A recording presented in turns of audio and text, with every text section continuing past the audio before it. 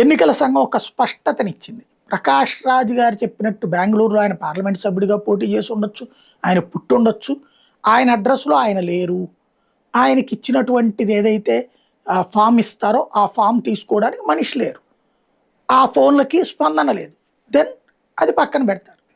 ఇప్పుడు ఆయనకి 4 చోట్ల ఓట్లు ఉన్నాయి. 4 చోట్ల ఎక్కడ ఉండాలో అక్కడ ఆయనే తేల్చుకోవాలి. 4 చోట్ల కూడా ఈ ఫామ్స్ ఇస్తారు మనకి. ఆ ఫామ్ మనం ఎక్కడ తీసుకోవాలో ఎక్కడ సబ్మిట్ చేయాలో చేస్తే అక్కడ ఓటే ఉంటుంది.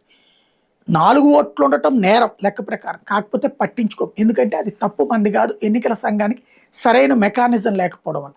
సరైన మెకానిజం గురించి చర్చ జరగడంలో తప్పు లేదు. ఇప్పుడు ఏవైతే మన ఆధార్నే అడ్రస్సులు మార్చుకుంటున్నప్పుడు దీంట్లో అడ్రస్సులు మార్చుకోవడానికి కూడా ఒక పోర్టల్ పెట్టాలి, ఇలాంటిది ఎవడన్నా కోర్టుల్లో కేసులు వేసినా తప్పులేదు, ఎన్నికల సంఘాన్ని డిమాండ్ చేసినా తప్పులేదు.